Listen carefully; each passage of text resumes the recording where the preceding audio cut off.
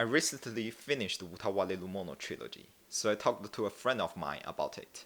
I told him how great the games were and how fantastic the story was. Plus, Kuon was the best waifu. He said, yeah, the Utawarerumono series have one of the best stories. But he dared to say that I'm wrong on the matter of waifus. He told me, you like Kuon because you have Oedipus complex. You just wish some girl could help you find a job because you can't get one IRL. Atui would be a better choice. So I said to him, spoiler for everything, how could that be possible? No matter how you look at it, Kuon is the official waifu in the duology. She's even on the game cover. She discovered Haku first, took care of him, they kissed before the finale. They are perfect for each other. You talk that bullshit, but you're also a NEET. He said, that's where you are biased. It's true that Haku was discovered by Kuon first, but that's only because Haku is a human, and Kuon was interested in that. On the other hand, Haku found Atui on the street himself, which means, although Kuon's feeling for Haku was unclear when she found him, Haku initially had feeling for Atui, as he was willing to take Atui into the group. I said, that makes no sense at all.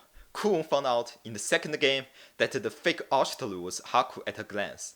She was so devastated when she heard the death of Haku. She realized her feeling at the end of the first game, while Atui wasn't aware of her feeling until later arc.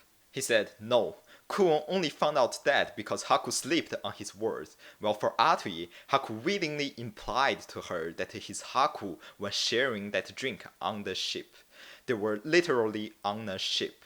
His kiss with Kuon was later than this, which shows Haku and Atui developed mutual feeling earlier than Haku and Kuon. I said, everyone was on that ship, it's just part of the plot. If you want to dig that mutual feeling, Haku was kind to Lulutia from the start, and Lulutia definitely liked Haku right after they met. That's the earliest mutual feeling for ya.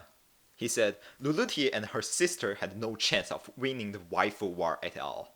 They are like the very definition of Makeinu, but without blue hair. Lulutia was too shy to express her feeling. I said, but that shyness is what makes her great. Remember, at the start of the second game, she told Ashtalu that she loved Haku but didn't have the chance to tell him, while the man she loved was standing right before her. She later followed Ashtalu and discovered his identity on her own. He said, that was an accident. Haku was just talking to Ashtalu's mom and Lulutia eavesdropped them. According to their words, Ashtalu's mom also knew Haku's identity at the first glance. By your logic, she's also the best waifu. I said, now who has Oedipus complex?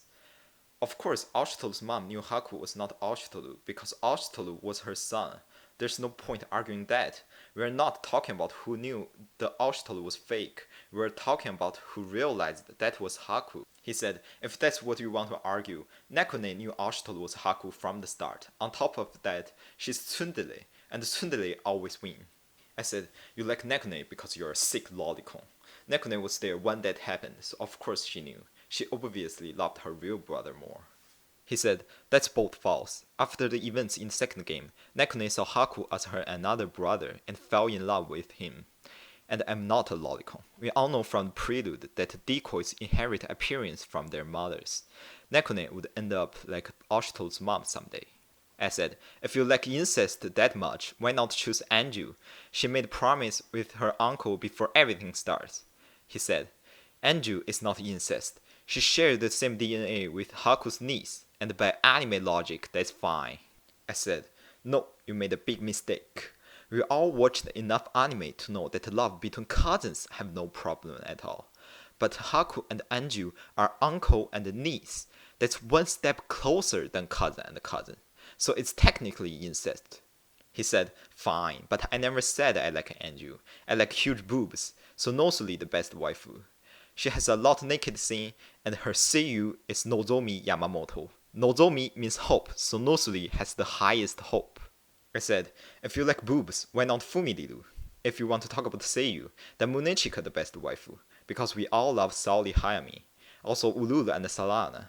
Ayane just became God. Watch it and buy the Blu-rays this October. It's made by PA Works. He got mad at me and said, enough of that nonsense. Your opinion is trash and your waifu isn't real. I said, you say my waifu is not real, but you're not real either. I don't have any friends to begin with. Your just voice pop up in my mind whenever I take shower. You exist because deep down I think they're all interesting and lovable characters. They all are my waifu, and I love all of them. It's just Kuon happens to be the best of them. 静かに訪れ